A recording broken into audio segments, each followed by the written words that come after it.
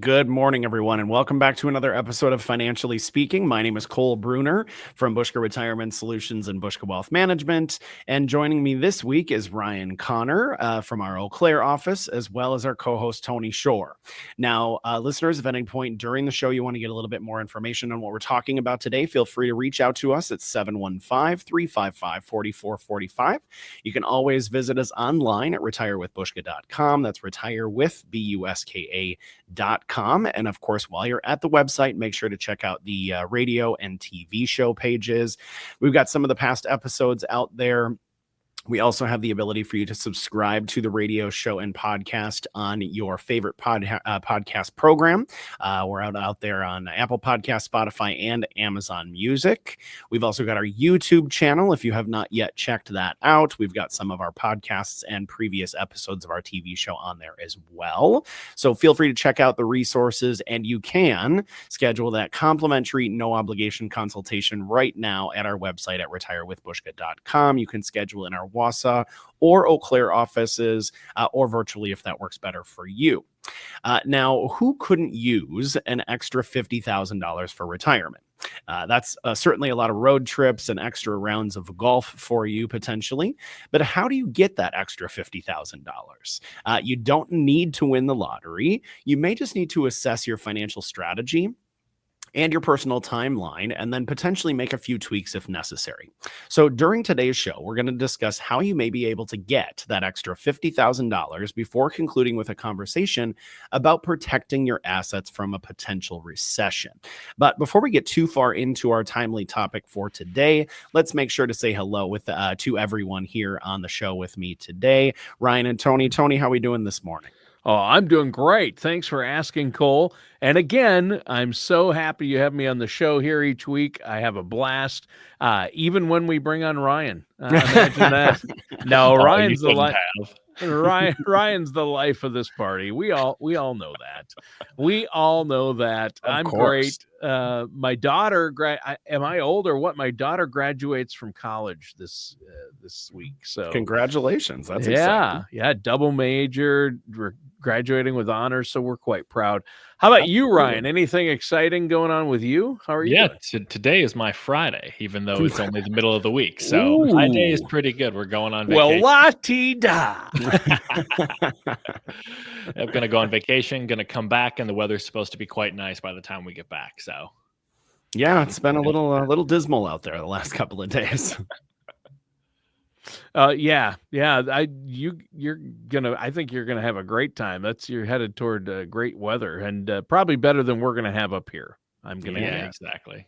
Yeah, that's nice. So you get a little extended vacation there. I'm jealous. I'm jelly, as the kids would say, right? Right. Do they say that? I have no idea. If I think you're the one who should know. Yeah. If I think they say it, they probably don't anymore. By the time I repeat something, it's over. Right. The fad has passed. The fad has passed. If I'm onto it, the fad has passed. I mean, I'm currently wearing bell bottoms. That's correct, isn't it? Absolutely. They always say everything comes back around, so you know. It does. Yeah. Well, ripped jeans. I mean, I work with a lot of 20-somethings. Sure. And there's a lot of the females here in the office, 20-somethings, are wearing ripped jeans, like they're really torn, like most of the front of the legs are gone. I'm like,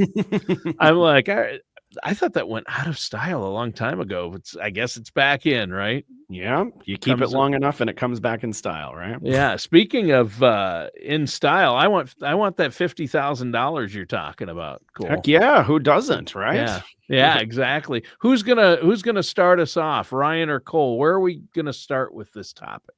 I think we'll let Ryan kick it off this morning. Yeah, perfect. I'll take that. So, yeah, we're talking about the $50,000 here. So, a Kiplinger article titled "Want an Extra $50,000 in Your 401k? Delay Retiring" nicely details how you can actually get your hands on that extra $50,000. So let's talk about real numbers here for a second. So the article says that Americans think they'll need about $1.26 million to live comfortably in retirement. Now, if you're listening to that and thinking, well, I am nowhere near that number, there's no reason to panic. Right. You don't have to give up. and absolutely do not feel like it is too late to get to where you need to ultimately get to. Right. There are a lot of ways that we can shore this thing up. One of the most powerful is actually very simple. It's just to work a little bit longer. Now, I'm not talking about having to add 5 or 10 years on top of kind of your planned retirement date. Sometimes just 6 months or a year can actually move the needle a lot further than you think. That 6 months more that you can save, that 6 months more that you can tap, that you have before you need to tap into your retirement accounts, and it's 6 more months that your Social Security payment continues to grow. So if you do that math, you'll actually see the ripple effects that this has. 9 months, a year, just that little bit of extra time is going to be really valuable. It's not about, grinding through your job in a perpetual way for an additional 5 or 10 years. It Right. really might only be an extra 9, 12, maybe 18 months to give yourself a better chance to enjoy the kind of retirement you actually want to, rather than really cutting it quite close. So if you're close and you're not quite there yet, you've got a lot of options, you've got time, and you have a lot more power than you think you ultimately do. Yeah, absolutely. That can make a big difference.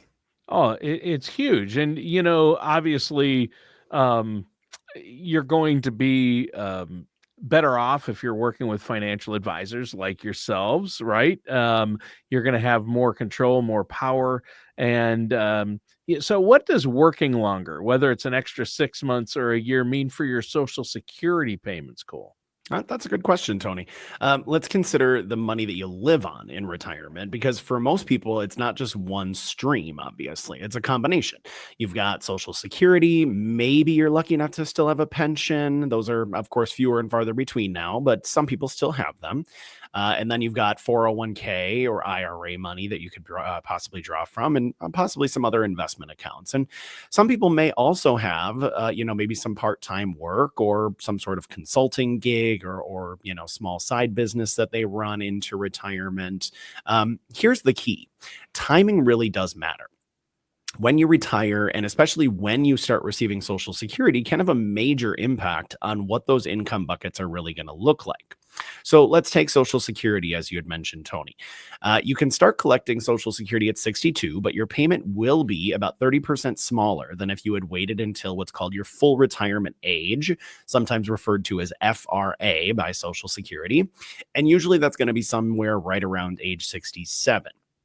Now, if you hold off until age 70, that benefit actually gets a 30% increase above your full Wow. retirement benefit. So I there like can be that. benefits, yeah. Yeah. And now I'm not saying that everyone should wait until 70, but if you're close to full retirement age, let's say maybe 66 or so, delaying even 6 months or a year can make a noticeable difference over the course of time. And that's because your benefits are based on your 35 highest earning years and then adjusted for inflation. And if you're earning more now than you did in your early years of your career, which most people are, that extra time helps push those lower earnings years out of your calculation. So if you're thinking, I don't have enough saved, or I'm not sure I'm ready, just know that every month that you keep working, you're doing a few critical things. You're still saving, you're giving your Social Security more time to grow, and you're not yet drawing from your nest egg. So that's really a triple win. And even small delays, as Ryan had mentioned earlier, can make a big payoff in the later years as you move forward into retirement. Well, and Social Security is so important. And Cole, you've brought this up on the show numerous times in the Oh, yeah. past Mhm. because it's the foundation. It's where you start. It's a known factor. And hey, if we can Right. increase that over the lifetime of our retirement, that can make a big financial difference. And so we've got that covered. Now, Ryan, what does delaying retirement, even just a little bit, like you mentioned, mean for your retirement savings? How big of an impact can that actually have? Yeah, it can have a pretty sizable impact. And we'll actually start here with kind of the short term context that we're in right now, because we shouldn't really beat around the bush on this. The markets in 2025 have been pretty wild. It's been a quite atypical year if you're looking at any of the charts. One day markets are down 1,000 points, the next day they're up 3,000 points. It's been a pretty wild roller coaster ride. And if you've Right. peeked at your retirement account lately and felt a little queasy, you're not alone. The specific day that you have been checking your account might give you kind of a misread on exactly where you've been over the course of the entire year. Right. But if your portfolio has taken a hit, one of the smartest moves you can make is to give it time. Even 6 extra months on the job can give your investments room to bounce back. And in some cases, you might still come out ahead from where you were before. Corrections can happen pretty quickly in the market, but recoveries can also happen pretty quickly as well. On the flip side, retiring when your accounts are down is kind of like trying to draw water from a well that's already half empty. Right. Shrinks down how much you can safely withdraw every year, which is going to impact, number one, how much money you can take, but number two, also have a pretty significant impact on how long you can expect that money to reasonably last. So the longer that you're in the game, the more that those market swings start to smooth out. Time doesn't just heal those wounds, it actually helps you compound your gains over the course of time. So if you're just kind of staring at your numbers and wondering, what do I do now? Just know that you're not stuck. You have options and you do have power in this situation. And one of the most powerful things you can do is simply giving your money time to work and your investments time to recover. Yeah. Right. And to help you do that, make sure you're working with a financial professional, again, like yourselves and your team there at Buska, because it is so important. Before we go on, in fact, Cole, why don't you let our listeners know how they can get a hold of you? I know you guys are offering a no charge, no obligation consultation. You love to hear from our listeners out there. Absolutely, Tony. They can give us a call at 715-355-4445, or they can visit us online at retirewithbuska.com. That's retirewithbuska.com, Buska.com, of course. And if you've never checked out our website, definitely spend a little bit of time on there. There's all sorts of great resources, information on our process, our reports that we run for clients, and then also the ability to schedule that no cost, no obligation consultation right on the website. With one of our advisors right here and now. All right. Well, that sounds great. And we've been talking today about securing yourself an extra 50 grand to use during retirement, to add to your retirement accounts, and how you might go about doing that. What's next? Yeah, so the article that we referenced earlier has more important details that I'm eager for us to touch on. The next of which is that delaying your retirement for a month or a year may also have positive implications for that impending retirement. So let's rewind and review the tape here for a second. A few decades ago, retirement was pretty full stop. You picked a date, walked out the door, and that was that. From there, you'd start drawing Social Security, maybe a pension, which were more common in prior decades, and you start dipping into your savings. But these days, that decision doesn't have to be all or nothing. More and more people are choosing a phased approach that has them easing into retirement rather than just slamming on the brakes and going straight from full-time work to full retirement. You might cut yourself back, from 50-hour weeks or even 40-hour weeks. And maybe you drop the overtime or you shift to part-time work. Maybe that, depending on your occupation, that might be consulting or freelancing. Maybe it's just something to keep you sharp, mentally, bring in a little extra money and provide a little bit of structure to your life, which, if you think about it, our work provides us routine, provides us structure, often provides us socialization. And when folks go from having that, be 40 to 50 hours of their week to none of their week, sometimes that jolt can be pretty jarring. And so kind of phasing into it or even keeping some of that structure long term, a lot of folks find valuable, even if not for monetary reasons. Yeah. Now, absolutely. the beauty of it is that you're still able to earn money, which means that you're not going to be pulling as much from your retirement account. And that gives your money more time to grow if you're just taking smaller amounts. Again, it's not just a financially smart move. The staying active, staying engaged is good for us to be able to continue to socialize, and is also good for our brains because it keeps us sharp. The last thing we want to do is retire and then not have things to take up our time. And so staying engaged in any way possible, one of which may be continued work, is a great way to do so. So if you are looking ahead and wondering what retirement could or should look like for you, no, it's not necessarily a cliff anymore. It can oftentimes be more like a ramp, and you are in control of what the slope of that ramp looks like. Yeah, that's a great analogy. And I think it's also important to note here that it's not an all or nothing, right? I mean, cutting down to part-time or becoming a consultant, there are a lot of options out there that didn't really exist a couple of decades ago. They call it the gig economy. So, I think that's really, really good, right? Oh yeah, absolutely. And you're right. It's not an all or nothing type of a situation, Tony. And cutting down to part-time or, doing some consulting, there's Yep, lots of options out there that didn't really exist, even several years ago. that's true. So I think we should also consider how you can actually save if you add several months or a year to your current career. So let's walk through a real world example of that, because I think sometimes numbers tell the best story. So let's say you're 67 right now and you've got 500,000 in your 401k earning about 5% per year, which I think is a nice modest return for us to use. If you're still working, and let's say you're making 150,000, you're contributing 10% of your pay back into your retirement account. If you retire today, let's say your Social Security check would be about $2,400 per month.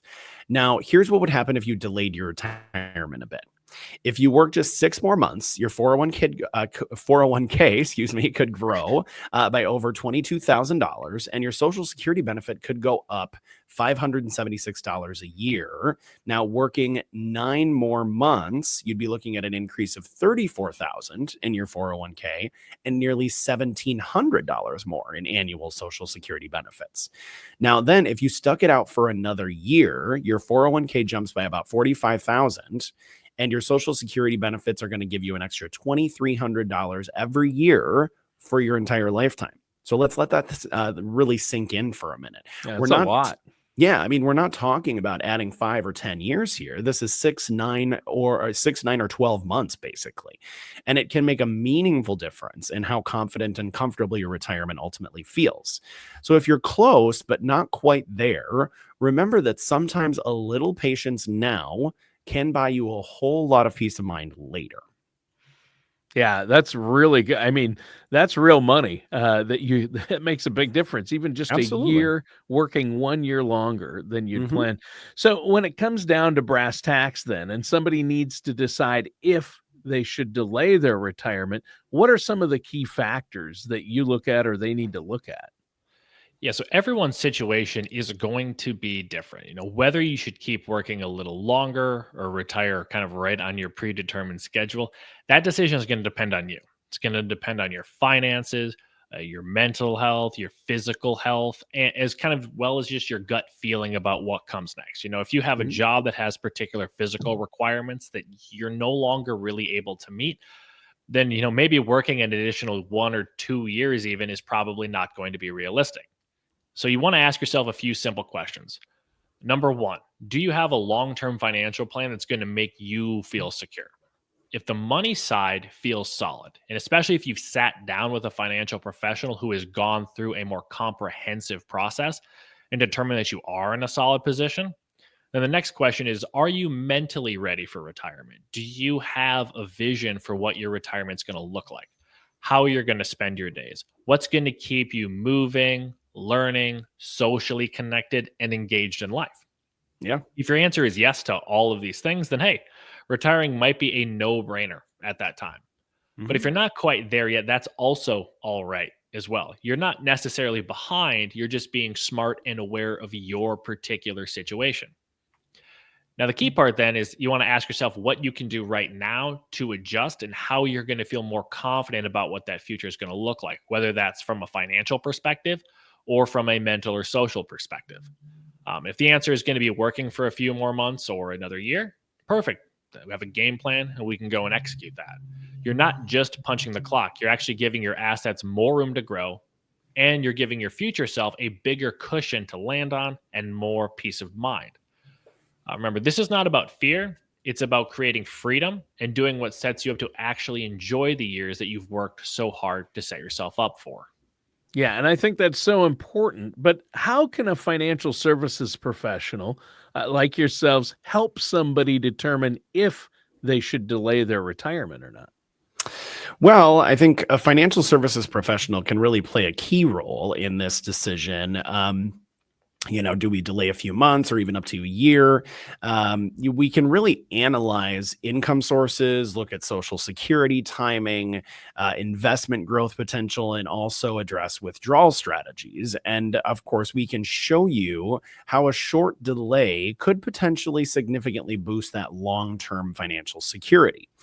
For example, waiting just 6 to 12 months can increase social security benefits, allow for additional time for savings and growth, and reduce the number of years to draw from your retirement accounts.